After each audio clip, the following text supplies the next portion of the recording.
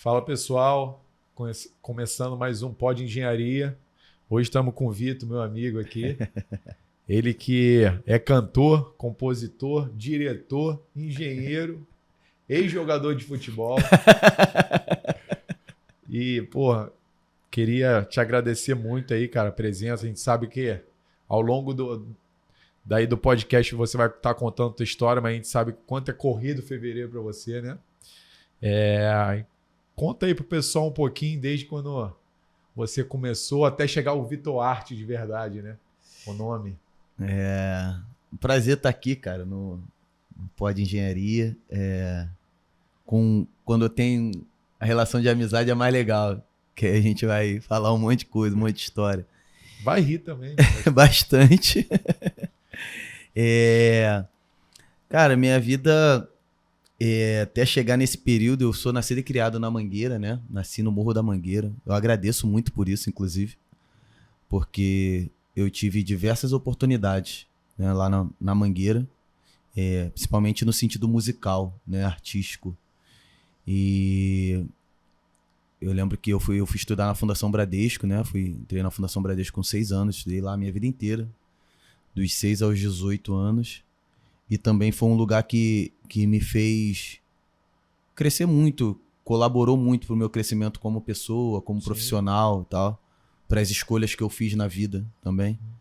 Então, a minha vida, ela começa a partir daí, a questão educacional por causa da Fundação Bradesco e a questão artística por causa da Mangueira. Né? Bacana, cara. A gente sabe o quanto é difícil, né? A gente tá crescendo e muitas das vezes quando a gente é jovem, a gente não sabe o que a gente quer da vida, né? E vai fazendo quando a onda vai levando. Você sentiu isso em algum momento? Assim, na verdade, cara, eu sempre quis ser músico, né? Quando começou ali a vida, enfim, ali com a Mangueira e tal, aí já viajando muito novo, sei lá, com 13, 14 anos já tava viajando com a Mangueira, fazendo show e tal. E aí eu queria estudar música, queria fazer faculdade de música e tal, e isso era um problema dentro de casa, porque minha mãe, tipo, não, vai fazer outra coisa, vai não sei o quê, música não dá futuro. Não, totalmente contra. E nesse período eu jogava bola também, cara, de verdade. Aí, enfim, eu parei com futebol com 17 anos. Mas ela apoiava 16. Não apoiava. Minha mãe que é aquela coisa assim, aquela tradicional, cara. Estudar. Vai fazer uma faculdade, vai estudar, que é um futuro certo, né? E aí eu lembro que eu parei com futebol com 16 anos, mais ou menos. 17 eu ainda joguei no América Salão, mas também não foi muita... Eu mesmo não levei tão a sério. Mas eu lembro que eu fui jogar... Eu jogava num time de empresário, né? Que tem um monte aí no Rio. E eu lembro que a gente ia pra Bélgica. E aí minha mãe não quis assinar a documentação pra ir. E tu tinha quantos anos? Eu tinha 16. Eu lembro que nesse período eu tinha 16 anos. E aí ela não quis assinar a documentação pra ir e tal. Eu falei, deixar isso pra lá e tal, não sei o quê. E aí eu queria fazer faculdade de música. De fato. Falei, pô, não, vou estudar música. Era isso que você queria? Era o que eu queria pra vida. E aí também tinha a briga dentro de casa. Que pô, não, a música não dá futuro, é muito incerto. Hoje eu entendo a minha mãe, né? Porque a minha mãe teve muitos amigos músicos e tal. Minha mãe também cantava, né? Eu acompanhava ela desde novo. A minha mãe fazia parte do coral da Conlurb. Que a minha mãe, e aí eu acompanhava ela desde novo e tal, nos ensaios, estava sempre ali. E aí ela sempre falava, cara, eu conheço muita gente talentosa e que não chegou lá. Eu não quero que isso aconteça com você e tal. Proteção, né? Por isso que eu falo, hoje eu entendo o olhar dela e a fala. A gente sabe o quanto é difícil, né? Até você chegar no auge, né? Sim. Muita gente olha o cara lá no topo e fala assim, porra, cara, foi muito fácil chegar ali, mas ninguém sabe o que realmente cada um passou, né? E na verdade... E ela tava te protegendo, né? Totalmente. E aí eu lembro que, enfim, era uma briga e tal, dentro de casa, eu quero ser músico, enfim. Eu lembro que eu fui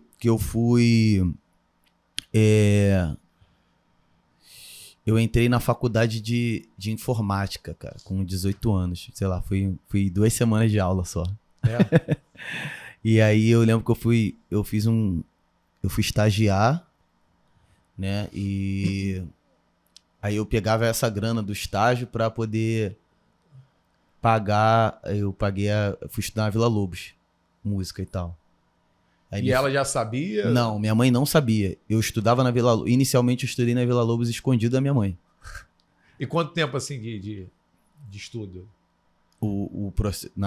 Desde da Vila Lobos no todo, né? Então, na verdade, até concluir a Vila Lobos e tal, e eu ainda fui fazer muita aula particular também, que eu achava muito necessário, sei lá. Foram 3 anos ali, naquele período de estudo ali, dos 18 até os 21 anos. E ela não descobriu? Ou você, na verdade, eu escondi, assim, mas ela... E aí, como é que tá? Eu falei, não, mãe, tá tudo bem, tá tudo certo. Ela viu saindo pra trabalhar, enfim... A minha vida, como é a minha vida até hoje. Saía de casa, sei lá, 7 da manhã, voltava 10 horas da noite. Tipo, tava estudando e trabalhando. Sim. Mas... Aí eu lembro que nesse período eu fui trabalhar no Star Brasil, que era um show pra gringo, que era no Scala. E era de segunda a segunda também. É mesmo? Isso eu entrei com 19 anos. Eu lembro que era um trabalho assim... árduo, sabe? Mas que era muito prazeroso, que eu tava fazendo exatamente o que eu queria, que era tocar na noite, né? Enfim, conheci muita gente nesse período. Foi um período muito bom, assim, profissionalmente, no sentido de ter relações, conhecer profissionais gabaritados no mercado. E até que eu assisti o DVD da Ivete Sangalo, cara, do Maracanãzinho. E aí eu lembro que eu tava lendo a ficha a ficha técnica e tal, e tinha um engenheiro de produção lá. Aí eu falei, o que esse cara tá fazendo aqui, mano? Sabe? Foi exatamente o questionamento que me deu. Eu falei, esse cara tá fazendo aqui? E aí eu fui pesquisar a fundo, né? De fato, o que era um engenheiro de produção. Sim. E tal. E aí eu falei, cara, acho que isso aqui vai ser bom pra minha carreira de um modo geral. Né? Ainda vou deixar minha mãe feliz. E aí eu fui, enfim, pesquisei.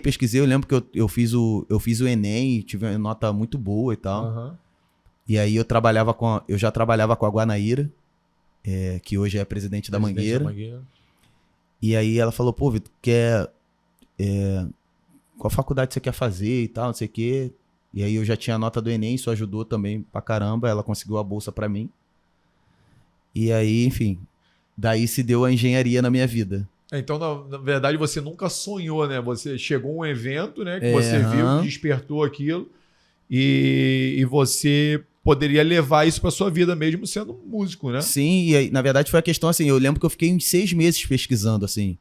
Tentando conhecer profissionais da área e tal, tentando buscar entender mais informações. Que eu lembro que naquele período a engenharia de produção era tipo assim, era coisa muito nova. Muito nova, tipo, o que faz esse cara, sabe? Pra quem não sabe, eu estudei com o Vitor, né? Fiz engenharia de produção junto com o Vitor. E a gente se conheceu tem mais de 12 anos aí, né? E o que a engenharia, depois, na verdade, antes, né? Aí você resolveu fazer engenharia, né? E aí já estava... É esse curso que eu quero seguir mesmo? Ou você já tinha feito outra coisa? Não, então, eu lembro, eu entrei na faculdade de informática, mas, tipo, fui 2, 3 semanas só. Tipo, não é pra mim. Não, de fato, eu olhava e falava, cara, pra ficar lendo livro junto com o professor, eu fico lendo livro em casa, sabe? Era uma coisa que realmente você não ia conciliar, né? Informática com música, eu não vejo. Até tem a questão tecnológica, mas assim, mas não era algo que te motivava ali, né? não tinha motivação nenhuma. Eu lembro quando eu entrei na faculdade, na engenharia, eu falei, cara, acertei a faculdade. Tipo, em nenhum momento eu pensei em desistir, sabe?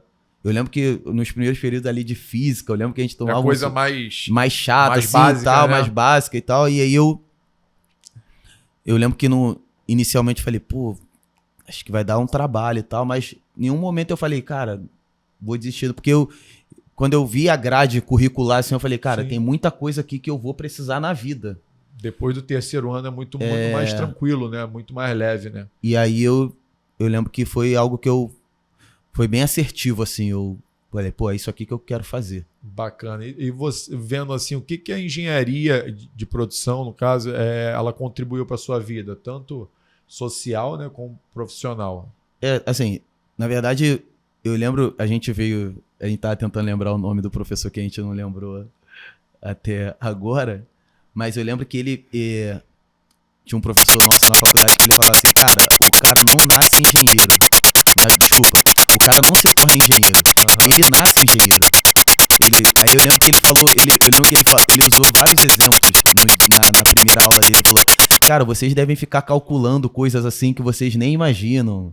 Tipo, sei lá, quantas horas você leva pra fazer não sei o quê. Eu lembro que quando eu era mais novo, cara, eu ficava contando o número de táxi que da minha casa dava pra ver, né? Tinha a rua muito movimentada. E eu ficava contando o número de táxis que passavam. Aí eu ficava fazendo uma média na cabeça. Eu falava, cara, pra que... Aí depois que ele falou, eu falei, então eu realmente sou engenheiro, porque eu ficava fazendo essa loucura aí por nada, sabe, na vida. E aí eu lembro que... E na época você não tinha nem noção, né? Não tinha nenhuma. E isso era de criança mesmo, assim, tipo, sei lá, com 12 anos, sei lá, 13 anos, eu falava, pô... sei lá, 1h passam 25 táxis, sabe? Tipo, 5h passa 45 táxis. Aí eu ficava fazendo isso durante a semana, assim, à toa, sabe? Então, profissionalmente, eu fui muito feliz em escolher a engenharia de produção. Eu lembro que o Ney Jopper, que era aula de qualidade, planejamento estratégico e tal, eu lembro que era a aula que eu mais gostava, assim, eu ia pra aula pra discutir com ele sempre. Então eu aproveitava muito, assim. Então, por exemplo, o planejamento estratégico acho que é bom para todas as áreas, né, profissionais. Mas dentro do que eu me proponho a fazer hoje, é algo muito importante para mim. E aí eu acabo levando isso para a vida pessoal também, sabe? Então a engenharia, ela contribuiu muito como os processos, né, profissionais que eu fui adquirindo. Sim. E implementando, né, dentro dos lugares, né? Dos lugares onde eu fui trabalhando, tal. E para minha vida pessoal, enfim, as pessoas que estão ao meu redor, elas costumam falar assim, cara, não é possível que tu planeja tudo. Eu falei, cara, eu não consigo não planejar.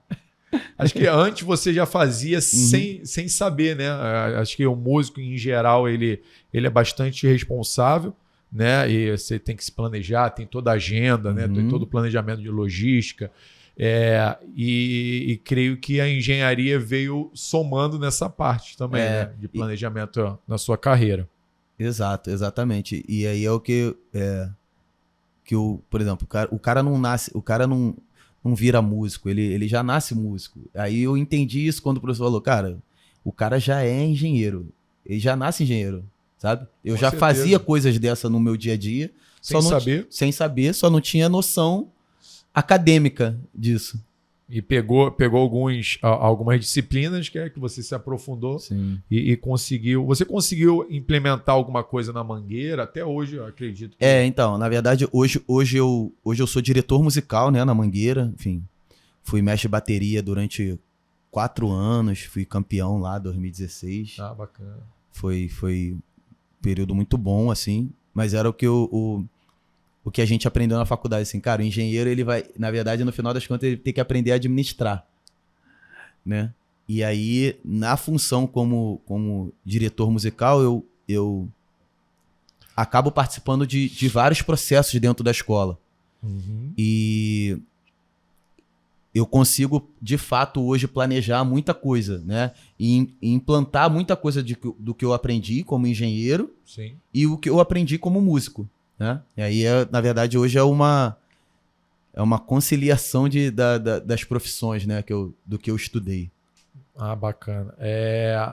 Hoje, quando você vê aí, o que você falaria para o Vitor antes da faculdade E assim, você seguiria realmente, você falou que não se arrepende de nada, né, na faculdade, mas realmente você seguiria um outro rumo na carreira ou não mudaria nada?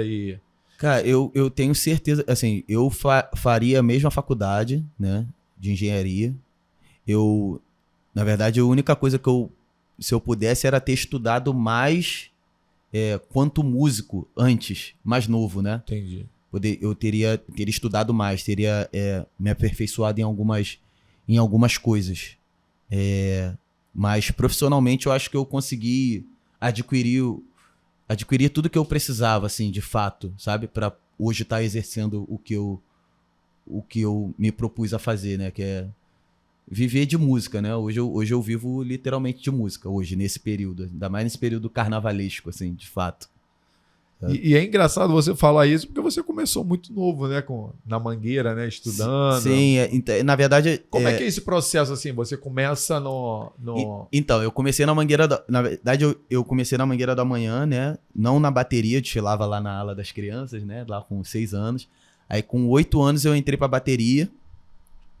E com 9 anos, eu já tava desfilando na Mangueira Mãe, né? Que é o que a gente fala que é a Mangueira Grande, né? E aí, com 9 anos, já tava desfilando na bateria e tal. E com 13 anos, mais ou menos, eu lembro que a gente tinha um projeto lá na Mangueira, que era o projeto da Orquestra Afro-Brasileira, que era com um maestro lá, enfim. E isso, musicalmente, me fez evoluir muito, sabe? Eu aprendi muito a questão da dinâmica da utilização das mãos e tal, enfim.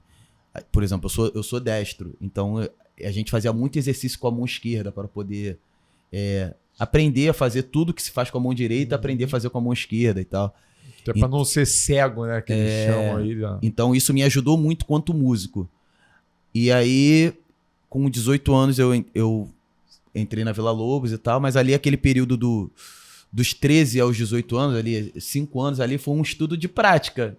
Tipo, eu tava ali praticando, aprendendo coisas com os mestres de bateria, enfim, com os meus amigos também, sim, né? Da bateria também. Então, foi um período ali, digamos que dos 13 aos 18 anos, foi um aprendizado ali com todo mundo que tava ao meu redor. É que a gente tava falando assim, eu era uma esponja, enfim, aprendia tudo que qualquer um trouxesse, eu tava ali aprendendo, quanto músico. Eu lembro que nesse período a gente criou um grupinho de pagode e tal, né? Ali na área. E também foi muito bom pro desenvolvimento musical, sim. Enfim, porque tinha que estudar outras músicas, aprender a cantar as músicas e tal. Então isso foi um período ali que era um estudo não acadêmico, né? Te obriga a estudar, né? Mas não é aquela coisa formal, exatamente, né? Mas foi um período que eu aprendi muito. Muito. Então, assim... Se tivesse alguma coisa que eu tivesse que mudar, era nesse período eu queria ter tido um estudo acadêmico, entendi, musical, sabe? Entendi. Mas uma coisa mais formal, né? Mais formal, que eu acho que iria colaborar bastante. Mas aí tem esse crescimento, né, ali dentro da Mangueira, de aprendizado todo.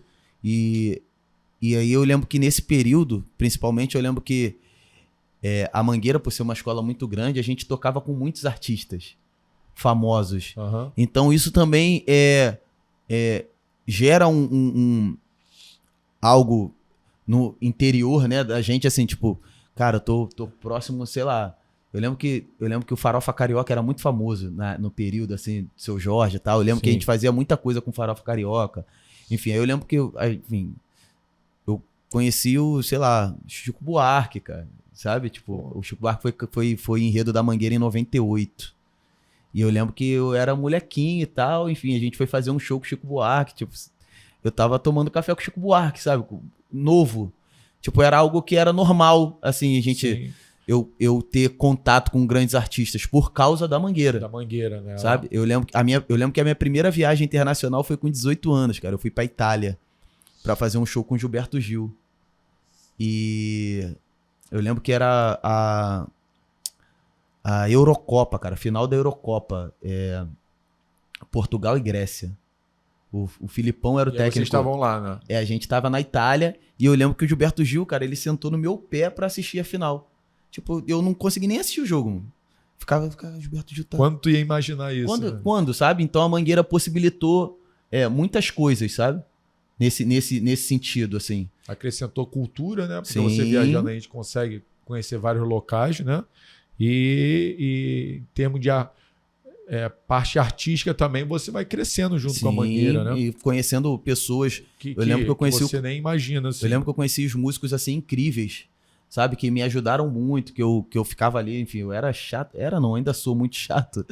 Mas eu lembro que eu perguntava tudo pros caras, assim. Tava ali... No início queria aprender tudo, né? Não. Tudo, então eu perguntava, então era bom esse relacionamento, sabe? Isso você cresce muito, né? Sim. Você vai... E assim, a Mangueira, ela tem muitos projetos sociais, né? O que você pode contar aí pra gente desses Então, na verdade, é o fato de eu agradecer sempre por ter nascido na Mangueira, enfim, eu não posso falar por outras comunidades, né? Mas a Mangueira socialmente é algo muito importante para a Mangueira e para todas as comunidades que estão ali no entorno, né? Sabe? O trabalho que o Chiquinho da Mangueira faz lá na Vila Olímpica de muitos anos, né? É algo muito, muito incrível. E eu fui agraciado com isso. Eu lembro que eu jogava bola na Vila Olímpica, né? Quando moleque, aí esse projeto que tinha lá, que era o Orquestra Afro-Brasileira, era lá na Vila Olímpica também. Então eu tava na Vila, eu ia pra escola, saía da escola, ia pra Vila Olímpica, ficava lá até a noite, sabe? Então eu absorvi muita coisa ali da Mangueira socialmente, e sem contar a escola de samba, a Mangueira do Amanhã, que é a escola, né, mirim, que absorve tudo isso também, enfim. Artisticamente, eu tinha onde aprender e tinha onde colocar em prática, sabe? Então isso a Mangueira me possibilitou muito, sabe? E os projetos sociais que tem na Mangueira até hoje possibilita isso para quem quer. E aí, tá ali, né? E assim, eu posso falar que assim, a gente sabe dos percalços da vida, principalmente para quem nasce numa comunidade, nas favelas do Rio, a gente sabe da existência do tráfico, de tudo isso. Mas assim, na Mangueira, cara, de fato, a gente tem oportunidade, sabe? Através da escola de samba, através dos projetos sociais, da Vila Olímpica. Então, eu tive oportunidade, acreditei, enfim, tinha ali perto e fui fazendo, sabe? Isso me ajudou também a não querer seguir pro caminho errado, Sim, sabe? Lógico. Eu perdi muitos amigos, né, pro tráfico e tal. Muita gente talentosa, inclusive, que escolheu outro caminho. Mas, graças a Deus, eu consegui seguir ali. Sem contar que a minha mãe tem um sentido familiar. Enfim, tem a base, né? A base minha familiar mãe, que é muito forte também, né? Isso ajuda, né? Pô, minha mãe, eu sou muito... Não é porque minha mãe, mas assim, o tanto que a minha mãe se esforçou, né, para criar eu e a minha irmã inicialmente. Depois a minha mãe também criou os filhos do meu pai. Então ela era uma mãe solteira com 4 filhos. Então eu vi ali o esforço da minha mãe e tal, todo, para poder criar, sabe, a gente. Eu falei, pô, não posso dar mole, sabe? Não posso errar primeiro comigo e não posso errar com a minha mãe, sabe? Com certeza. Então isso era um caminho que era trilhado desde casa, né? Para não seguir outros caminhos. A Mangueira ajudou muito nesse sentido. Ah, bacana. Conta um pouquinho aí, acho que é bacana, até pro crescimento profissional, na verdade, humano, né, da pessoa, porque eu nunca me imaginei teu pai é separado da sua mãe, sim, né? Sim. Então, separou e depois ela criou os filhos dele, né? Então, na verdade, essa história é bem, bem doida, assim, porque... Eu particularmente, conheço o Vitor há anos e não sabia. A minha mãe separou do meu pai, eu devia ter uns 5 anos, mais ou menos. Enfim, meu pai foi ter uma outra família e tal. Sim. Casou e teve 2 filhos, né? Que são os meus irmãos, a Cis e a Cheyenne. E aí, enfim, infelizmente a mãe deles veio a falecer. E aí meu pai, né, um pai solteiro, né, com 2 filhos, não sabia como criar os filhos. Trabalhando, foi pedir ajuda pra minha mãe. Falou, pô, então, me ajuda e tal, não sei o que. Minha mãe falou, beleza, vou te ajudar, enfim. E aí, meu pai, meus irmãos foram morar com a minha mãe, né? Meu pai visitava de vez em quando. E a minha mãe se deu, né, uma mãe solteira com 4 filhos para criar, assim, ela recebeu de fato os meus irmãos, acolheu como filho, enfim, enfim, eu tenho a minha irmã mais velha, que é a Claudiane, e o Assis e a Cheyenne, que são mais novos que eu. Assim, a relação da Cheyenne com a minha mãe é algo muito bonito de se ver, sabe? É algo que eu olho assim, de fora eu fico olhando assim, eu falo, cara, que incrível aquela relação assim. E tem a minha relação com o meu irmão, sabe? Tipo, a relação com o meu irmão, eu amo a relação que eu tenho com ele, sabe? Sim. Que é uma relação de amor muito grande. Não que eu não tenha amor com as minhas irmãs. Sim, lógico. Mas só que a minha relação com ele é bem diferente, sabe? De carinho e tal. Então é algo que a minha mãe colaborou muito pra essa relação, sabe? Além da base ali, tem todo um carinho, né? O acolhimento, que isso daí, pô, é muito importante. E aí uma coisa que eu aprendi família. muito assim na vida, que assim, nada ensina mais que o exemplo, cara. A minha mãe, ela não precisou me ensinar nada. Ela só tava ali executando. Eu vi e falei, cara, aquilo ali é uma forma legal de conduzir a vida, sabe? Com certeza. Ela é sua referência Sim. dentro de casa. Mas você tem noção que você é referência para muitos meninos da Mangueira? Eu não tinha noção, cara. Eu lembro que quando eu virei mestre de bateria, eu já tinha recebido o convite antes, mas eu não aceitava, enfim, porque eu não me achava preparado, de fato. Eu falei, sei lá, um moleque de 20 e poucos anos vai ser mestre de bateria da Mangueira. Eu falei, cara... Tem aquele preconceito, né? Não, e assim, eu mesmo não me achava preparado. Você, internamente. Internamente, falei, cara, preciso aprender muito. Preciso... Sempre se cobrou muito, né? Tenho muito a evoluir ainda pra quando chegar lá não errar, né? Não fazer besteira. E aí, no período que eu aceitei semestre, eu falei, cara, agora eu tô preparadão. Pô, já era formado como engenheiro, enfim, já era formado também como músico pela Vila Lobos, já tinha tocado com um monte de gente, já tinha viajado e tal. Então, falei, cara, agora eu sei como conduzir isso aqui, sabe? De fato. Então, eu falei, pô, tô preparado. Até que chegou a questão social da função do mestre de bateria. Não a função do Vitor, a função social do mestre, que eu não tinha nenhuma consciência disso. Não é só chegar lá no horário, tocou e... Não é. Eu digo que o mestre de bateria, socialmente, a função dele é muito maior do que musical. Sabe? Porque, por exemplo, na Mangueira, não foi eu que inventei o toque dos instrumentos da Mangueira. É algo que eu aprendi e só tô repassando. Sim. Sabe? Vou organizar ali. Eu vou ser É pontual, mas tu tem um trabalho muito... Sabe? E socialmente não. Por exemplo, tinha uns moleques lá da bateria, enfim. Aí tinha um moleque que, sei lá, não queria ir pra escola. A mãe dele vinha falar comigo. Tipo, pô, Vitor, me ajuda aí, porque meu filho não tá indo pra escola, mas, pô, ele te obedece e tal. Eu falei, inicialmente eu na minha cabeça falei, cara, o que eu tenho a ver com isso, sabe? Mas só depois eu fui entender, eu falei, cara, a função como mestre de bateria é muito maior, Sim. sabe? Então eu lembro que eu tinha muitos meninos da bateria que eu lembro que eu já fui na boca de fumo, cara, tirar um moleque de lá, sabe? Porque ele tava lá, eu falei, não, cara, talentoso. Você sabia que ele tinha talento. Falei, né? não, cara, vem pra cá, pô, não vou deixar tu se perder, sabe? Então, socialmente, foi um período que eu aprendi muito sobre a minha função e que eu pude, de fato, ali aplicar, ver, assim, o poder que a escola de samba tem, Sim, né? sim. E, a partir da minha mão, né, ali, poder não deixar os moleques seguir para outro caminho, sabe? Então, eu não tinha consciência, eu só fui descobrir isso quando eu virei mestre de bateria, assim, de fato. O próprio profissional de engenharia, né, ele é capaz de gerenciar toda essa parte humana, né, financeira, lógico, que tem todo um trabalho por trás disso, mas isso daí também explica muito, né? Não é só o planejamento, o controle, tem toda uma logística por trás disso, a responsabilidade de chegar no horário. Sim. Parece besteira, mas quando a gente começa a ter noção disso, isso daí deve ter dado um boom na tua cabeça, né? Sim, de fato. Eu sempre... Tem conversas da faculdade que eu lembro, assim, que eu pegava, eu falava, cara, um dia eu ainda vou usar isso pra vida. Que tinha um professor que ele falava assim, cara, o engenheiro, ele tem que aprender a lidar com o alto escalão da empresa, Presidente, com diretor. o presidente e com a galera do chão da empresa, sabe?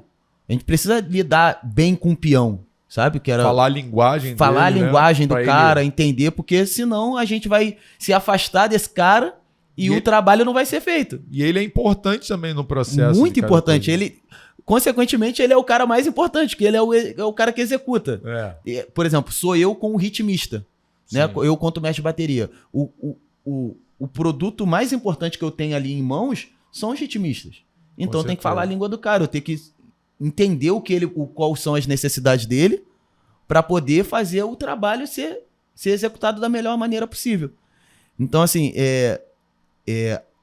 a engenharia, ela está em vários aspectos que a gente, às vezes, não se dá conta, né? Então, eu aprendi, enfim, eram conversas informais na faculdade que eu acabei aplicando ali na prática, sabe? Nesse aspecto, assim, de como a engenharia está envolvida em vários segmentos, né? E dentro de uma escola de samba, ele é ainda maior, cara, assim, que, na verdade, as pessoas acham que o carnaval é só aquela semana ali de carnaval. Mas, cara, são no mínimo trabalho, né, 9 meses de trabalho, cara. Eu digo que a gente ensaia 9 meses para fazer um show, sabe? E tem que ser 100%, Tem né? que ser Pra você 100%. ter aquela nota, né? 10, né? A gente sabe o quanto é difícil, assim, para muitas escolas, né? Que não tem recurso, né? Como é que vocês fazem para levantar dinheiro para o carnaval? Acho que para gente que não conhece, eu particularmente não conheço muito e não estou envolvido nesse processo de escola de samba, mas você falou que são 9 meses para efetivamente ser 1h22, né? 1h10, cara. 1h10, né? 1h10. Então, é muito importante todo esse processo, né? E o planejamento está aí, né? Você tem que planejar nesses 9 meses para efetivamente e você tornar nesse tempo todo um projeto, né? Sim. Tem um início, meio e fim lá na Marquês de Sapucaí. Marquês, Como assim, é que é esse processo aí? Então, na verdade, é uma cadeia de produção enorme. Eu lembro que na faculdade, o meu primeiro projeto final era um desfile de escola de samba que eu não conseguia executar. Que eu lembro que até os professores falavam, cara, você tá doido de fazer isso aí, cara, isso é... Eles nunca tinham visto também. Tipo, cara, eu lembro que o Ney falou, cara, eu não sei nem como te ajudar. Eu falei, cara, mas é um processo grande e tal, e tentava explicar aos professores, era um embate, acabou que, na verdade, eu tive que fazer um outro projeto para poder me formar, mas o projeto do desfile de escola de samba eu, de fato, não terminei na faculdade. Mas são vários processos, né? Sim. Enfim, desde a escolha do enredo, né? Que começa, enfim, o processo todo do desfile, né? O que vai resultar ao final é a escolha do enredo, de fato. Porque ele pode ser um enredo patrocinado, né? Por alguma empresa, por alguma cidade, enfim, por algum país, né? Ou então a escola pode fazer um enredo que seja a ideia dos carnavalescos, e aí vamos pensar como a gente vai levantar a grana para fazer esse carnaval. Existem formas de receber essa grana, né? Enfim, seja, por exemplo, a Mangueira, eu posso falar pela Mangueira. A Mangueira, por ser uma escola com um nome... Tem uma marca muito forte, né? É uma marca muito forte. Por exemplo, os eventos da Mangueira são eventos que tem uma rentabilidade, não é aquela, sei lá, não é a bilheteria de um Rock in Rio, do Maracanã lotado, mas a gente tem ali uma rentabilidade, né, nos eventos e tal, que a gente consegue gerar recursos para o carnaval. Tem os shows que a Mangueira faz, né, porque a Mangueira é uma escola que faz bastante shows. Tem os recursos das empresas, né, e do governo do estado também, que dão subsídios, né, o governo, a prefeitura, que dão subsídios, mas ele não cobre todas as despesas necessárias. E aí, por exemplo, tem uma desmontagem, que foi algo que eu participei pela primeira vez, né, esse ano. Por exemplo, a desmontagem do carnaval. Por exemplo, acaba o carnaval, tem a desmontagem, enfim, tem um carro alegórico, tem as esculturas, tem as fantasias, coisas. Mas só que isso gera recurso financeiro também. Sim. Porque isso é vendido para outras escolas, tanto dos grupos de acesso, né, do Carnaval Carioca, tanto para escolas de outros estados e até de outros países. Bacana. Sabe? Então isso também gera um recurso, né, que é aquele período ali de desmontagem, de reorganizar o barracão, né, da escola. Então esse primeiro processo financeiro, né, que existe. E a captação de patrocínio mesmo, como pode ser feito para qualquer empresa, né? A Mangueira, por ser uma marca muito grande, tem grandes possibilidades, mas isso tem que estar de acordo com as diretrizes da escola, com as diretrizes do enredo, né? Tem que ser bom para todos os lados, essa negociação. E aí entra a cadeia de produção maior, que são os funcionários, a compra de material, enfim. Tem muito recurso material no carnaval que, enfim, que a gente precisa esperar, de repente, o carnavalesco que é algo para fazer uma fantasia, mas que esse material a gente só vai conseguir, sei lá, em setembro, em outubro. Definir, né? De fato, sabe? Então são vários recortes, né, para essa construção até chegar o dia do desfile. Pô, bacana. Vamos supor, quem escolhe assim o enredo? Ele tem um tema, né, que é pautado entre vocês, diretores, presidentes e tudo mais, né? E depois ele é lançado para o pessoal que vai fazer. Então, na verdade, vou falar desse processo desse ano, né? Na verdade, era a presidente, a Guanaíra, ela queria que o enredo tivesse essa temática de linguagem africana e tal. Ela trouxe isso para discussão com os carnavalescos e tal, com a direção. E aí começa ali um debate, né? Enfim, os carnavalescos fizeram pesquisas e tal, e trouxeram, sei lá, acho que na terceira reunião, se eu não me engano, trouxeram, o nosso enredo, a gente vai falar sobre isso aqui. Tá? E aí a gente vai ajustando coisas, né? Sobre o olhar da presidente, né? Sim. E o olhar da direção de carnaval da escola. Até que, enfim, os carnavalescos escrevem a sinopse, né? Do qual a história que vai ser contada com aquele enredo, né? Possibilidades aí, enfim, com a equipe a gente pensa também as possibilidades financeiras que a gente pode ter a partir daquilo ali, porque precisa de recurso para executar. Sim. Não tem outra forma. E aí, de fato, isso é lançado para o público e para os compositores, né? Que é uma outra classe que tem uma importância muito grande dentro do carnaval, né? Porque se a gente entrega lá a sinopse para os compositores e ele faz um samba incrível, sim, isso é meio muito caminho andado para a vitória no carnaval. Graças a Deus, esse ano a Mangueira conseguiu um samba muito bom, né? Mas só que a gente pautou muitas coisas para os compositores, né? No sentido de ser um enredo que fala sobre a Bahia, enfim, de ter melodias baianas, melodias dançadas e tal. Então, a música baiana ela é muito festiva, né? E tal. A gente costuma conversar, né? Que a música baiana ela é feita de refrões. É sempre muito feliz. Sim. Então isso tudo foi colocado para os compositores, sabe? Então isso ajudou muito a gente a ter um samba muito bom. O que ajuda na construção do carnaval, sabe? Por exemplo, um samba muito bom, você tem pessoas que vão cantar o seu samba, tem pessoas que vão frequentar a quadra por causa do seu samba. Isso daí, querendo ou não, o juiz vê, né? Pô, todo mundo cantando. Sim, o que tá isso acontecendo? colabora Todo mundo bastante. sabe, né? Colabora bastante. Então esse processo, né? Dentro do início lá do processo do carnaval até chegar a fevereiro, começa nesse período, essa discussão para a ideia do enredo. E quem escolhe o samba? É a comunidade? Na Mangueira a gente tem uma comissão. Né? Na verdade, nessa gestão da Guanaíra, nós temos uma comissão que cada um dá o seu voto, fala o porquê, né? Pô, eu gosto desse samba, eu gosto de samba tal.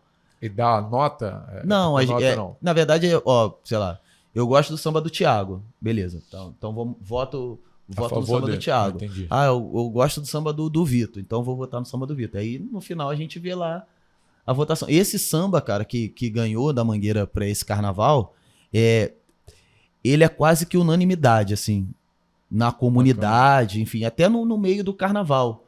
E tal. Eu lembro que lá durante o período da escolha do samba, tinha um outro samba que eu gostava bastante. Mas só que ele não tinha a força da música baiana, ele não tinha a força que esse samba tem, sabe? Ele não era feliz, explosivo, sim, sabe? sim. E isso foi uma coisa que a presidente colocou. Eu quero um samba... É um ponto positivo, né? E ela colocou, ela foi muito clara, ela falou, eu quero um samba que tenha a cara da Mangueira. Um samba forte, um samba feliz, sabe? Então esse samba, ele tinha todas essas qualidades. Então digamos que ele é uma unanimidade, assim, na comunidade dentro da escola. Ah, bacana. E depois que esse samba é escolhido, ele começa a tocar efetivamente Aí, na verdade, o processo é o seguinte, tem a entrega da sinopse, né, pros compositores. Quantos sambas, mais ou menos, que são lançados? Lógico que deve variar um pouco. Né? Assim, vamos colocar ali uma média de 40 sambas. E aí as pessoas vão votando, vai caindo. Aí, por exemplo, aí tem a primeira, a gente divide rodada. Em duas, vamos colocar aí, dividir em 2 chaves, né, de 20 sambas cada. Aí na primeira rodada a gente descarta 5 sambas. Aí na outra semana mais 5, na outra semana mais 5, aí junta as chaves, ficam 10 sambas, né, no total. Aí a gente começa a peneira, porque aí vão ficando os melhores sambas. Aí isso dura de agosto a outubro, né, mais ou menos. E aí depois que é escolhido o samba, aí a gente faz a gravação oficial desse samba, que aí é com os intérpretes da escola, né? Esse ano até por obra do destino, é engraçado, né? Porque eu lembro que quando a gente começou a discutir o enredo, que falou, vamos falar sobre a Bahia e tal, não sei o quê, eu sugeri, eu falei, cara, a gente precisa ter alguém que represente o carnaval baiano, cantando com a gente e tal. Aí eu lembro que eu sugeri a Margareth Menezes. Eu falei, cara, a Ivete seria muito bom, mas só que a Ivete já foi em enredo na Grande Rio, então acho que não cabe. O Carlinhos Brau, ano passado, veio na Mocidade e tal, então acho que vai ficar... Seriam 2 ícones, assim. Eu acho que a Margareth Menezes tem esse... Também tem esse... Tem esse lugar de ícone do carnaval baiano, enfim. Tem a questão da resistência cultural, de ser uma mulher negra e tal. Tudo que a gente estava querendo falar no samba. Enfim, se deu, né, a escolha do samba. A parceria do samba que ganhou, eles convidaram a Margareth Menezes para gravar o samba deles para concorrer. Caramba, sem você... Não, eles não sabiam de nada. Eu falei, cara, que loucura isso. Enfim, acabou que o samba foi campeão. E aí a gente convidou ela novamente para gravar o samba oficial, junto com os intérpretes. Com e Douglas. Ela tinha ido realmente no outro? Ela foi na final. E ela, assim, eu lembro que ela ficou muito maravilhada, assim, de ver toda aquela festa, né, para a escolha do samba, do samba enredo pro carnaval. E aí, eu lembro, na função como diretor musical, eu lembro, cara, que quando a gente foi gravar o samba enredo, né, de fato, o oficial, eu não sabia como dirigir a Margareth Menezes. Pra falar pra ela, não, pô, a melodia é assim. Não, pô, vamos ajustar aqui. Pra não incomodar, né, cara? Pra não incomodar. Né? Aí eu lembro que ela foi assim, ela foi de uma grandiosidade absurda. Como ser humano e como artista. Ela falou, ô meu filho, você pediu pra eu estar aqui, não foi? Então você pode falar o que você quiser, eu sou uma folha em branco aqui. Eu vou seguir o que você tá falando. Muito e tal. Humildade, né? Assim, eu achei isso de uma grandiosidade absurda, assim. E aí, por obra do destino, hoje ela é a nossa ministra da Cultura. Sabe? Acabou caindo de... E aí isso é algo assim, como a gente não sabe o que vai acontecer com a vida da gente, de fato, sei lá. Em outubro eu tava conversando com a Margareth, né? Por causa da Mangueira. Das eleições, né? Mas nem imaginava. Não imaginava. Nem ela, eu acho. Não, nem ela. E o quanto ela foi incrível como ser humano e tal. A humildade de falar, porque na frente dela eu sou só um menino, sabe? E dela, não, vamos fazer da maneira que você tá falando. Enfim, tem um outro diretor que divide comigo, que é o Rodrigo Alexandre, Digão. E eu lembro que a gente ficou conversando assim, eu falei, cara... A Margareth Menezes, cara. Sabe? Então é possibilidade que a Mangueira traz pra gente, sabe? É bem legal. É uma coisa assim tão simples esse contato, né? Mas até você chegar no profissional, né? E muitas das vezes é o cara que você, eu quero seguir, eu quero o ícone de um samba, Margareth Menezes, não sei o quê. Em cada cultura, né? Você você tem um ídolo ali, né? Sim. E você quer chegar nesse momento. E quando chega, geralmente é isso, né? Você não sabe o que falar. Como é que é esse processo, Vitor, até você tocar na Mangueira? Lógico que a gente sabe que tem muitas pessoas boas ali, né? Acredito que deve ter um filtro ali, né? Dessas pessoas. Como é que é esse processo? Tem Mangueira... bateria mirim, alguma coisa então, do tipo? na verdade o mundo do carnaval, né, sempre fala isso sobre a Mangueira. A Mangueira é uma das escolas que tem recurso humano para bateria muito grande, sabe? Porque os moleques já nascem na comunidade já querendo tocar. Eu era um desses moleques. Eu lembro que, sei lá, com 4, 5 anos eu já tinha meu tamborim, tava lá fazendo barulho, sabia que tava fazendo, mas tava lá batendo. Tava literalmente batendo. Tava aprendendo. Não tava né, nem tocando, saber. tava batendo lá, fazendo um monte de besteira. Então tem a escola mirim. Todo ano, assim, a gente tem uma renovação natural, né? Dos ritmistas. Tem gente que chega lá, enfim, pedindo para fazer teste e tal. A gente abre algumas inscrições, porque na verdade, assim, para entrar alguém tem que sair alguém, né? E geralmente na bateria da Mangueira ninguém quer sair, cara. Mas muitos querem entrar, né? Muitos querem entrar. Então é um processo, assim, a gente vai identificando onde tem necessidade e ver o que a gente tem de recursos. E aí, por exemplo, tem a galera da base, né? Que tá subindo, que quer São espaço. muito boas também. São muito bons, assim. Então eles querem o espaço deles, né? Então eles ficam ali também esperando a vaga. E tem a galera que vem de fora com o sonho de desfilar na Mangueira. Eu lembro, assim, tenho muitas histórias, né, sobre isso. Eu lembro que tem um rapaz, ele nem vai desfilar esse ano, que ele morava em Juiz de Fora. Cara, ele vinha pra todos os ensaios. Ele desfilava de cuíca, o Alex.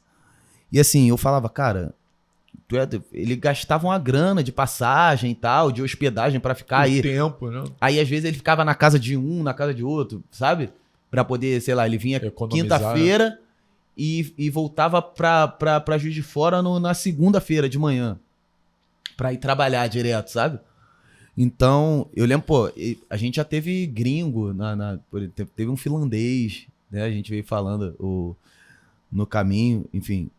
A gente já recebeu muita gente, cara. Pô, já teve japonês na bateria. Então, assim, a gente absorve todo mundo. Sim. Aí é de acordo com a qualidade de cada um, que cada um apresenta. Tem gente que chega lá não sabendo tocar nada e vai aprendendo no processo e tal, né? Evoluindo, aí, enfim. O cara demora 2, 3 anos para começar a desfilar. Mas ele tá ali aqueles anos aprendendo, de fato. Mas ele chegou lá e não sabia nada. E tem gente que chega lá que já é fenômeno. Já chega lá tocando pra caramba. E aí não tem como tu dispensar um fenômeno. Com certeza. Sabe? Tem muita gente também, eu acho que vai lá pra... eu quero tocar. Às vezes tem um objetivo de chegar na bateria, né? Mas muitas vezes também não quer chegar e acaba chegando pelo seu talento, né? Sim, vai evoluindo, né? A gente sabe que tem muito, não sei se essa a palavra é realmente, espião no samba, né? Sim. Para saber o que a Mangueira vai trazer de novidade e tá lá infiltrado para levar a novidade, né? Ou tentar impactar de alguma maneira.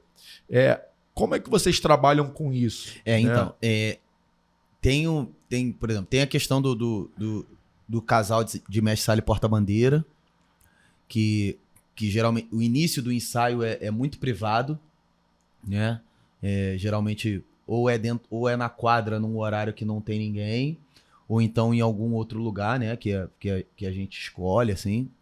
E aí, a partir de um período, eles começam a ensaiar na Marquês de Sapucaí, só durante a madrugada. Isso também acontece com a comissão de frente, né? Pra não, enfim.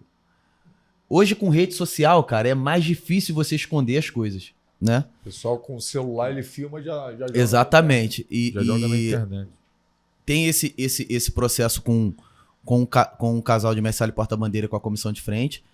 A gente, durante um período, a gente faz muitos ensaios com a comunidade, onde não é permitido filmar, sabe? Não é permitido o celular, porque a gente tá ali fazendo coisas e tal. Tem as alas coreografadas também, que também, enfim, requer um sigilo, né? E a bateria de um modo geral, porque assim, a bateria da Mangueira é muito famosa, né? A bateria da Mangueira tem uma impressão digital muito, muito grande. Então as pessoas sempre ficam esperando o que a bateria da Mangueira vai fazer esse ano, o que eles vão fazer e tal. Nesse último ensaio técnico, a gente veio pintado, né? Em homenagem a Timbalada e tal. Então isso foi algo que quando chegou lá na avenida que as pessoas viram, caraca, e assim... O que tá acontecendo? E era só um ensaio técnico. Mas só que, assim, a gente tá... É o maior espetáculo a céu aberto, o carnaval. Se a gente, de fato, conseguir colocar todas as ideias ali, artísticas, vai ser sempre muito legal, sabe? Sim, lógico. Eu lembro que quem trouxe a ideia foi o Arídio, que é um profissional que eu aprendi a trabalhar, assim, um cara que todo lugar que eu puder trabalhar com ele, eu vou trabalhar, porque ele é muito bom, um ótimo profissional, e ele trouxe essa ideia. Enfim, no início foi uma discussão, vamos fazer, não vamos, vai gerar custo, o quanto de custo isso vai gerar, o quanto é só um ensaio técnico, pô, não precisa e tal. E até que a gente chegou no sentido assim, vamos fazer, a presidente comprou a ideia, quando o presidente compra a ideia, tudo acontece. Tudo é mais fácil também. E aí a gente executou essa ideia e tal, que para o ensaio técnico foi algo bem novo. Então, assim, dentro desse período pré-carnaval, tem muitas coisas que a gente tenta deixar off, né? Para poder mostrar só no dia. Por exemplo, tem a questão dos carros alegóricos, né? Que, enfim, é um mistério para... por exemplo, os carnavalescos fazem, então a gente tenta cobrir porque, enfim, tem... a cidade do samba é rodeada por todo mundo. Tem como você ver e tal. Enfim, aí é segurança nas escolas e tal. Tem toda essa logística para não deixar com que o concorrente veja o que está sendo feito. E assim, também logo no dia também não tem muita coisa que fazer. Então, né, não tem muita... a gente sabe, a gente já falou de alguns projetos aqui sociais. Você hoje trabalha em algum... Então, na verdade, eu participei, né, do projeto Na Régua, que era um projeto do governo do estado, era um projeto de habitação, né, de engenharia e arquitetura, de habitação nas comunidades e tal, que me possibilitou, como engenheiro, um olhar novo, né, e quanto profissional também de aprendizado, e de colocar em prática muita coisa também que eu aprendi. E socialmente, eu nunca imaginei a importância da engenharia e da arquitetura para uma comunidade, sabe? Quando eu entrei na faculdade, eu literalmente não pensava nesse lugar, né? Eu sempre trabalhei em questões sociais, até por causa do Chiquinho, da Mangueira, e por causa da Guanaíra, que sempre foram pessoas envolvidas com a questão social. A Guanaíra, muito mais, eu sou muito mais próximo dela, né? Porque eu trabalho com ela há muitos anos. Então, é alguém que eu aprendi, inclusive, a admirar também pelas questões sociais, o quanto ela ajuda as pessoas, o quanto ela me ajudou, inclusive. E a escola ali é muito importante, né? E aí a Mangueira, de um modo geral, socialmente ela tá sempre atuando, sabe? A Mangueira da Manhã é um projeto social, sabe? Para as crianças. A Vila Olímpica da Mangueira tá lá atendendo socialmente muitas pessoas. Eu hoje não consigo atuar de fato porque, enfim, o carnaval toma muito tempo, né? Mas a gente continua fazendo ações sociais. Eu lembro que, enfim, agora no final do ano a gente fez uma ação social com relação a conseguir bolsas de estudo para faculdade, enfim, para os moradores da Mangueira, enfim. Então, a escola de samba por ser a Mangueira, é mais fácil da gente pedir, cara. A gente consegue pedir ajuda para muita gente e beneficiar os moradores, sabe? Sim. Então, enfim, de fato eu tô sempre envolvido. Hoje não tão focado como eu já tive antes. Como, sei lá, no período da pandemia. Enfim, que foi um período que eu atuei, assim, De fato, eu lembro que eu pedi a tua ajuda, pedi a ajuda da tua esposa e tal, pedi ajuda de um monte de gente para poder conseguir recursos para dar cesta Cada um básica. dando um pouquinho, né? Muito, chega a ser muito, né? Então foi um período que eu atuei bastante, sabe? Hoje, por ter essa vida corrida, né? Louca, carnaval, tem a minha carreira artística. Banda, enfim, tem músico, sai daqui, grava, enfim, um monte de coisa. Eu não consigo dedicar 100% do meu tempo para isso. Mas eu nunca deixo de fazer, porque eu aprendi primeiro dentro de casa a questão de ajudar as pessoas e depois fui aprendendo profissionalmente o quanto isso é bom. Isso daí foi um exemplo e tanto, né? Exato. E nesse projeto aqui que você estava, que juntou engenharia com arquitetura, alguma coisa, você conseguiu implementar alguma coisa em engenharia? Como é que era o projeto? Então, na verdade, o projeto na Régua era o seguinte, a gente fazia, era um recorte, né, da comunidade, um recorte, um mapa, e onde seriam famílias que tivessem mais necessidade, né, de ajuda. Em termos de infraestrutura? Exatamente, em termos de infraestrutura. E aí a gente fez nesse recorte, a gente fazia pesquisa, passava de casa em casa, para saber a situação daquele morador, né, para saber a situação daquela residência, e saber como a gente poderia atuar naquele processo. Depois disso, existiam famílias que queriam fazer obras na sua casa, mas não tinha um projeto para fazer, né? Por exemplo, porque a gente entendeu que dentro da comunidade, por exemplo, existe muitos problemas, mas o maior dele é o profissional, por exemplo, o pedreiro, que faz o trabalho na casa do morador de uma forma errada, sabe? E que vai gerando outros problemas, não só na casa daquele morador, mas também no vizinho, sabe? O que vai gerando uma cadeia de problemas. Sabe? Pega fogo, vai pegar fogo antes. Exatamente. Por exemplo, se um cano estoura, ele vai prejudicar várias casas. Vai alagar, não é só dele, né? Exatamente. E aí, dentro desse processo, a gente entendeu também que, por exemplo, tem famílias dentro da comunidade que tem recurso financeiro para fazer, mas não tem profissional de qualidade para fazer, né? E aí inicialmente a gente fazia o projeto da casa dessa pessoa, né? Ó, aqui, ó, o projeto para sua casa é isso aqui. Você vai gastar tantos reais, você precisa contratar o profissional tal. E aí a gente entregava esse projeto e aí o morador executava com o recurso próprio. E aí tem a outra galera que não tinha recurso nenhum para fazer. E aí a gente entrava, fazia todo esse processo e junto com o assistente social, né? E aí ela trazia o olhar social dela para essa família, enfim, para poder saber como ajudar no sentido de ter recursos e levar isso para o projeto. E aí é o governo que iria bancar essa obra, né, na casa do morador, para poder ele ter uma moradia digna, né? Assim, eu me deparei com situações, cara, que eu não imaginava ter, sabe? É isso que eu ia te perguntar. Você é nascido e criado lá, né? Mas impactou de alguma forma. Impactou de uma maneira... Eu lembro, cara, que uma das primeiras vezes, assim, eu lembro que a gente foi a gente tava fazendo as pesquisas e tal, e foi um dia que não tinha água na comunidade. Então, e aí a gente foi numa residência que a dona da casa, ela não tinha caixa d'água. Então ela não tinha como fazer nada, não tinha como fazer comida, não tinha como, enfim...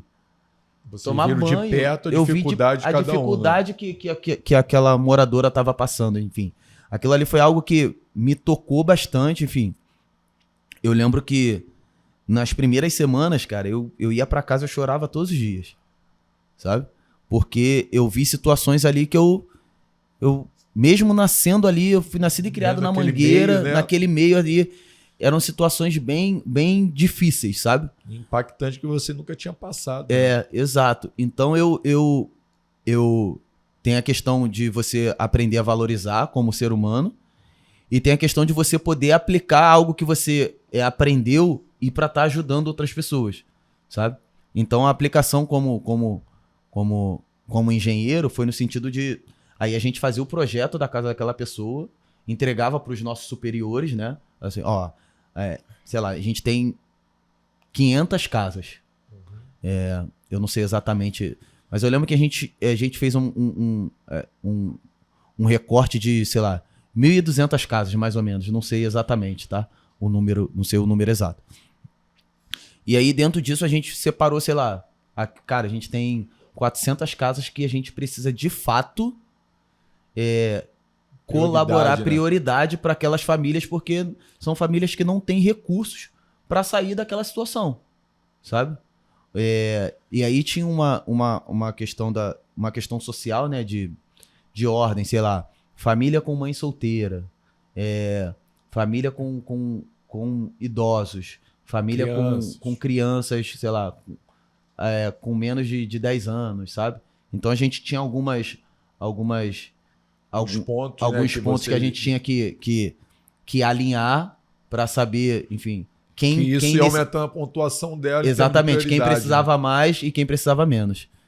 Então foi um período assim muito bom para mim profissionalmente, que eu aprendi coisas novas, mas socialmente de uma maneira incrível, assim, sabe? Impactou bastante. Impactou bastante. É importante, né, a gente trazer esses projetos, né? Muitas das pessoas não conhecem, eu particularmente não conhecia.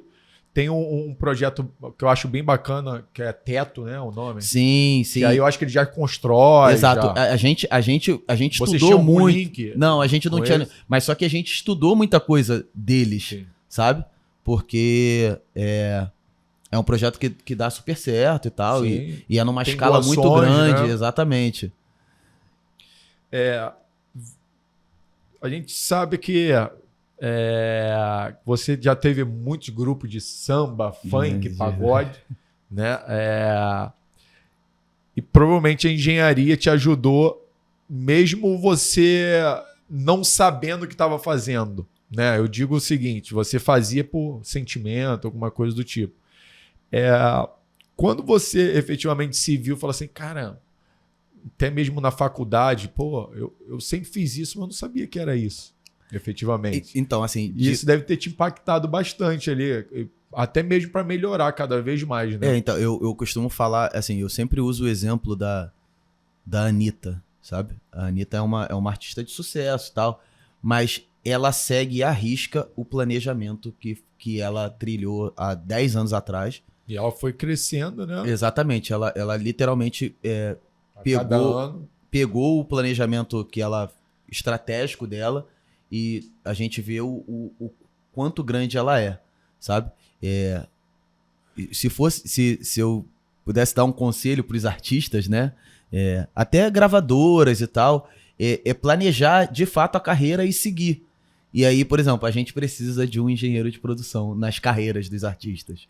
A gente precisa de um engenheiro de produção nas gravadoras, sabe? Porque, na verdade, o meio musical ainda é muito na questão assim, da sorte. O cara vai achar um hit e vai dar certo e a gente vai começar a vender shows. Mas só que se a gente seguir os pontos, isso requer recurso financeiro, investimento muito alto, inclusive, mas o retorno financeiro também é muito alto. Com certeza. E você vai vendo ao longo da trajetória, né, onde você está falhando, onde você pode ajustar cada coisa, que aí vai sair, no final vai sair muito mais barato, né? Porque você vai ajustando e não vai efetivamente dando murro em faca ali, tentando acertar, como você falou. Eu quero acertar uma música para disparar, mas o que você está fazendo até você chegar lá? Exatamente. Aí é seguir o processo, de fato. Sei lá, uma banda, um grupo de pagode. Sei lá, o cara não pode querer colocar a música na rádio amanhã se ele não conseguiu nem conquistar, sei lá, o bairro dele. Ali, fazendo o pagode dele, movimentando as pessoas, depois... Enfim, é um processo natural. Sim. Se pular etapa... Por isso tem um monte de gente que acha que a música é só investimento financeiro. Sim. Sei lá, o grupo começa, aí, sei lá, tem um integrante que tem uma grana e tal, aí ele junta tudo ali, grava, coloca a música na rádio e não acontece nada. Porque ele não seguiu as etapas, sabe? O planejamento, sabe? Sim. Então, eu entendia isso né? Mas não sabia como era isso academicamente, sabe? E aí, quando eu me deparei com essas questões na faculdade, eu lembro que eu sempre falo da aula do Ney, que era de planejamento estratégico, que marcou, né? Me marcou porque eu olhava assim e falava, caraca, é isso aí que eu preciso pra minha vida. Eu faço, mas eu não sei o que eu tô fazendo. Eu lembro que eu discutia muito com ele na aula. Era a aula que eu mais gostava de assistir. E acabava a aula, eu ia atrás dele e tal, mandava e-mail pra caramba, perguntando um monte de coisa. Porque a carreira musical tem muito da questão do planejamento. Não é só o talento, sabe? Porque, cara, tem muita gente talentosa, sabe? Sei lá, tipo jogador de futebol, tem um monte de talento.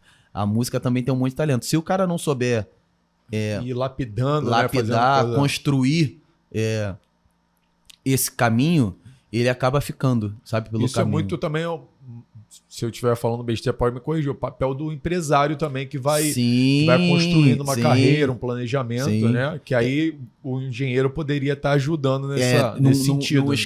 No escritório musical. E aí, assim, hoje enfim, tem alguns escritórios que eu conheço, os empresários e tal, que muitos pensam nesse sentido do planejamento e tal. Mas eu acho que ainda é falho, sabe? O processo, sabe? Poucos artistas conseguem, assim, trilhar as etapas, assim. Por exemplo, eu posso falar, assim, não, por exemplo, hoje eu tenho um amigo que trabalha na GH, que é o escritório do Dilcinho, né? Do Dilcinho, do Mumuzinho, do Menos é Mais, enfim. E eu tenho muitos amigos que são próximos do Dilcinho também. Por exemplo, o Dilcinho é uma carreira que teve um investimento muito alto, mas que tem um retorno muito alto, sim, sabe? Mas isso demorou, sei lá, 5 anos. Eu não sei exatamente, mas assim, desde quando ele iniciou até, sabe, a primeira música, todo o planejamento, né? E tal, até chegar na marca que é hoje, sabe? Que hoje está trazendo frutos do tudo que você plantou lá atrás. Exatamente. Né? As pessoas são muito imediatistas, né? Então... Tem a questão do imediatismo, Thiago, mas tem a questão, assim, do cara também não saber. Não saber, sim. Tipo, vou montar um grupo de pagode aqui, vou começar a tocar aqui, ali, vai fazendo. Você foi fazendo, né? Você fazia algumas coisas e sim, viu que, na prática, efetivamente, estudando, caramba, eu faço isso, mas poderia estar melhorando cada vez mais. Melhorar o processo, exatamente. Você sofreu isso na sua carreira em algum momento? Eu tinha uma banda e, eu queria seguir, fazer um planejamento, mas o empresário dá uma travada. Totalmente. Enfim, tá ficando louco, né? Assim na verdade, eu tinha um primeiro grupo de pagode, né? Lá, o Arte Júnior, que foi o meu primeiro grupo. Da onde saiu o teu nome, efetivamente? Exatamente. Artístico? O nome artístico surgiu a partir daí. O Arte, né? Porque a galera... Não, o Vitor do Arte Júnior, o Vitor Arte, o Vitor... E foi ficando e ficou. Sabe? E eu lembro que a gente, né, quanto integrante, também mais novo e tal, eu lembro que... Cara, discutíamos... Cara, eu tava entrando na faculdade, no período que eu entrei na faculdade foi o período que eu saí do grupo. Né? E aí eu falava, cara, a gente precisa fazer isso aqui, a gente precisa fazer tal coisa, Então, e era uma discussão muito grande, sabe? Até ter o entendimento de todo mundo, sabe? Até que chegou um momento, eu falei, cara, vou parar aqui, vou me dedicar à faculdade, de fato. Aí eu lembro que eu saí do grupo e comecei a tocar com um monte de artistas, né? Comecei a tocar com um monte de gente, eu lembro que... E aí veio mais, já tocava... A galera me conhecia do samba, né? Sim. E aí eu comecei a enveredar pra tocar com outros artistas de outro segmento que era do funk, né? Eu lembro que eu trabalhei com o Sapão, com o MC Frank, com a Perla. O pessoal que tava no auge lá naquela época. Que tava no auge naquele período e tal. Aí eu lembro que eu toquei no casamento da Camila Fialho, que veio a ser a empresária da Anitta. Eu toquei no casamento dela com o MC Frank. E aí eu lembro que ela me contratou no palco. Ela falou, não, depois de sair daqui... vamos fazer uma reunião porque eu só vou viajar pra Lua de Mel na quarta-feira e tal. E aí com a Camila eu aprendi muita coisa de que eu tinha na faculdade e via ela aplicando na prática com os artistas, sabe? E aí eu falei, cara, é exatamente esse lugar aqui que eu preciso... Sim, esse meio campo aqui que eu preciso entender. E aí eu lembro que eu trabalhei com a Camila durante algum tempo. Foi muito bom, assim, aprendi muita coisa. E... Aí foi a primeira vez que eu eu fui de fato, assim, que eu mergulhei na Mangueira. Assim, de fato, que o Ivo era o presidente, enfim, aí ele me chamou para trabalhar com ele, né, na escola. E aí eu lembro que eu conseguia aplicar muita coisa da faculdade ali, já, assim, num aspecto menor, né? Mas já Sim. conseguia aplicar muita coisa. Já era uma evolução, já né? era uma evolução inicial ali. E aí tava trilhando a minha carreira também como músico. Aí eu fui convidado para fazer parte da banda. Eu tinha uma banda que era o Estilo Ralé, que foi quando foi lá no lançamento lá na Lapa. Que eu falei, gente, essa é uma coisa que eu conquistei inimigos. Que eu falei que eu fiz engenharia por hobby. Eles ficaram putos comigo, meus amigos da faculdade. Ainda fez assim, ó, pessoal, falou o nome de cada um, ó, fiz engenharia por hobby. Não precisava, mas tudo bem. E até aí, hoje tá aqui, ó. E aí eu lembro que eu consegui aplicar já muita coisa ali na banda. Que eu lembro que a gente gravou um clipe, fez o lançamento e tal. A gente conseguiu algumas coisas de imprensa e tal. Aí a gente conseguiu construir uma agenda legal ali e tal. Mas só que nós éramos 4 músicos que tocávamos com outros artistas. Então era difícil dar prioridade à banda. Sim. Sabe? Porque todo mundo, enfim, Ficava em segundo plano. ficava né? em segundo plano. Então, assim, família pra sustentar e tal, tudo isso. E aí eu lembro que eu fui chamado em seguida pra fazer parte do The Funk em Samba. Que aí foi um período, assim, muito bom na minha vida, que eu lembro que eu nunca viajei tanto na minha vida. Na época que você ia parar, né? Tipo, cara, eu visitei uns estados, assim, que eu nem imaginava, assim. Conhecer novas culturas e tal, foi muito bom pra mim. Foi muito enriquecedor, né? E aí eu lembro que eu tinha muito atrito com a empresária da banda, no sentido do planejamento, porque a gente era uma banda que tocava nas principais festas do Brasil, tocava nas festas dos artistas famosos. Eu lembro que a gente fez uma reportagem que era... nós éramos a chamada era os queridinhos dos famosos. Porque a gente tocava muito na festa dos famosos nesse período. E aí eu lembro que eu tive um atrito com a empresária, porque eu acho que a gente tava perdendo o time ali do planejamento de ter uma música, um hit, né? De poder fazer um lançamento pra estourar. E ela, não é assim e tal. E eu falo, cara, eu estudei isso aqui. Tal, e continuava estudando bastante. Até que chegou com um período, eu falei, cara, não adianta. Porque já não era questão da fama ou do dinheiro. Eu queria que... Tu queria algo mais, né? Crescer, né? Crescer a carreira, sabe? De fato. Fazer o reinvestimento. Tipo, tu ganha uma grana aqui, reinveste ali, sabe? Sim, sim. Então eu não conseguia fazer isso com a banda. E tal, enfim, até que aí foi o período que eu virei mestre de bateria na Mangueira, de fato, ali 2014. Ali meado de 2014, no período da Copa. Era a Copa do Mundo no Brasil. Aí, enfim, acabou que eu falei, pô, cara, eu vou me dedicar aqui à Mangueira e tal, porque, enfim, é algo que vai ser bom pra mim também, profissionalmente, enfim. Aí saí da banda, enfim, e fui me dedicar à Mangueira de fato. Aí o Thiago Tomé, né, que a gente fazia parte do projeto, aí ele falou, cara, o Fábio Pontes, que foi o nosso empresário depois, falou, cara, ele quer ter uma reunião com a gente e tal, não sei o quê. O Fábio já tinha tentado ser sócio do projeto The Funk em Samba, mas só que a empresária não aceitou e tal, não sei o quê. Enfim, aí a gente foi pra uma conversa com ele. Ele apresentou uma ideia que a gente compactuava, que era inicialmente assim, cara, a gente precisa construir agenda de novo. Eu lembro que a gente ficou, cara, sei lá, tipo, uns 8 meses indo pra São Paulo. Tipo, cara, a gente fazia muito show em São Paulo porque era a praça que ele tinha bastante contratante e tal. E aí depois a gente assinou com a Universal Music. E aí a gente começou esse processo de lançar músicas, lançar clipe e tal. A gente lançou o primeiro clipe, que era a Festa de Passista, que foi totalmente planejado. Enfim, o fato de eu estar na Mangueira, o fato de estar envolvido com o carnaval. E aí eu lembro que o clipe ficou em 4º lugar no TVZ, cara. No Multishow e tal, naquele período ali pré-carnaval, enfim... Foi muito bom porque a gente... Tudo ali você estava construindo o que você sempre sonhou, exatamente, né? Papel. A coisa estava tomando caminho e tal. E aí a gente conseguiu lançar outras músicas. Lembro que a gente lançou uma música com a Jojo Todinho, que bateu, enfim, números grandes de visualizações no YouTube, o clipe. A gente gravou um clipe com o falecido Gabriel Diniz, cara, que foi um cara, ele era muito incrível. Que cara incrível, assim. Era.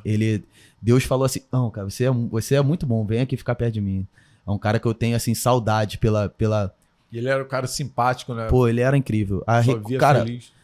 a forma como a gente conheceu ele já foi muito inusitada. É mesmo? Porque eu lembro que eu e o Thiago, a gente tava discutindo no aeroporto, cara, sobre Android e iPhone. A gente tava em discussão louca, cara. Eu lembro que eu falei, cara, eu vou sair do iPhone, que eu preciso compartilhar documento com a galera da bateria, pô, tem um monte de gente que não tem iPhone e tal. A gente tava em discussão ferrenha. Aí ele se meteu na conversa, literalmente. Falou, não, cara, tem um aplicativo novo que tu consegue fazer não sei o que e tal. Eu lembro que ele tava com a caixa de bateria na mão. Tu já conhecia ele? Não, a gente não sabia nem quem era. Ele literalmente se meteu na conversa, sabe? E falando assim, pô, não, cara, tem um aplicativo que tu faz isso, tu faz aquilo e tal, não sei o quê. E aí acabou que a gente foi no mesmo voo. Aí, enfim, a gente pegou o mesmo voo e tal. Ele falou, pô, cara, eu tenho um show hoje aqui, sei que lá, pô, se der, vai lá no meu show, não sei o quê, tarará. A gente, pô, beleza, vamos tentar, enfim, trocar o telefone, não sei o quê e tal. Aí a gente chegou lá na cidade, entramos João Pessoa. A gente tinha um show, a gente tinha um casamento e um show numa boate.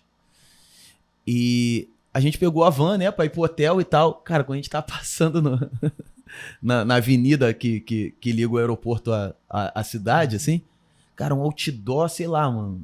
Gigante. Enorme, mas absurdamente grande. Arraiá do GD.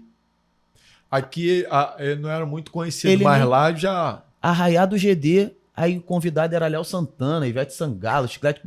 Aí eu, qual é, mano? É o maluco do aeroporto. Falei, cara, aquele maluco falou com a gente. Tipo, ele era enorme na cidade. E ele falou com a gente e ele nem se identificou e nem falou quem ele era, de fato. Sabe? Aí eu lembro que a gente trocou a ideia assim e tal. Aí depois o Thiago entrou numa novela, né? O Tomé entrou numa novela. E aí eles se encontraram lá no Projac. E tal, e trocou ideia. A gente falou, pô, cara, vamos fazer alguma coisa junto e tal. Ele, não, vamos sim, cara, e tal, não sei o que lá. E ele tava... Humilde, né? E ele tava naquele período ali da Jennifer, cara. Ali a Jennifer, tipo... No auge, né? Do auge, estourado. E ele sempre muito solido, muito feliz, cara. O tempo todo, cara, ele não levava nada a sério. Nada a sério. Muito engraçado e tal. Ele ficava muito feliz de me fazer. Eu já adoro rir. Então ele via que eu me acabava de rir. Ele fazia todas as merdas possíveis pra me fazer rir. Então foi um cara que me marcou muito. E assim, aí dentro desse planejamento, a gente conseguiu construir muita coisa e tal. E aí, depois de um período, enfim, o Thiago começou a fazer muitas novelas e tal, que foi bom pra carreira dele como ator. E aí eu também... mas conciliar também. E eu enveredado na Mangueira. Então a gente começou a não conseguir conciliar muito as coisas. Aí a gente decidiu parar o projeto. Mas, enfim, a nossa relação é de amor até hoje. É muito boa. E aí hoje eu tô fazendo a minha carreira solo. Ele também tá fazendo a carreira dele. Mas hoje com mais calma, né? Que eu tô fazendo as coisas. Até porque a Mangueira absorve muito tempo e tal. Então eu tô conseguindo planejar as coisas e tal. E conseguindo conciliar tanto a minha carreira como artista e a minha carreira como diretor musical na Mangueira. Sem contar as coisas que vão fazendo a carreira de músico. Não paro, porque gravo muita coisa com outros artistas, enfim. Às vezes faço coisa com outros artistas e tal. Porque... É a vida corrida, né? E na verdade é o que eu falo, assim, eu sou engenheiro formado, enfim, sou artista, mas hobby. Mas a prioridade, assim, minha é a música, é ser músico, de fato, sabe? Eu acho, né, que é o que eu sei fazer de melhor. Bacana, cara. Obrigado aí, Vitor, pela sua presença de novo, cara. A gente sabe quanto foi difícil te trazer. Tu botou um buraquinho lá na agenda. Vitor, encaixa aí pra gente seguir. Não sei se tu conhece, mas o pessoal que segue a gente já conhece a Hora do Jabá, né? Que a gente fala um pouquinho da LR2, né? A empresa de nossa empresa, da parte de energia solar, obras. Quem quiser contratar a gente, tem alguns canais, tem alguns vídeos aí explicativos, pode mandar aí. E quem gostou desse conteúdo, deixa o like, compartilha, comenta aqui, pode mandar beijo pro Vitinho. E Vitinho, manda tuas redes sociais aí pro pessoal te então, seguir, cara, nas redes sociais Instagram, TikTok, Twitter, Facebook, tudo a mesma coisa. Vitor Arte Oficial. Vitor sem C, né? Arte com T mudo. Vitor Arte Oficial. Tudo junto? Tudo junto. Só seguir lá, que lá tem um monte de coisa. Eu acabei de gravar. Na verdade, eu gravei no ano passado, mas tô fazendo os lançamentos só agora. Eu gravei um audiovisual, que você não foi, inclusive. O Wallace foi. O Wallace tava lá. Caramba, dançou E o Natanzinho? Vamos trazer o Natan aqui. Vamos trazer. Eu não vou aguentar. Eu não posso participar, vou estar ali do outro lado rindo, só, apenas. E aí, enfim, tá lá no YouTube, tá nas plataformas digitais. Só de estar lá, Balancinho do Vitor Arte. Aí, tá segue lá. Dá uma moral pro amigo. É isso aí. Tá bom? Obrigado aí, cara. Tamo junto. Abração. Tamo junto. Tchau, pessoal. Abraço.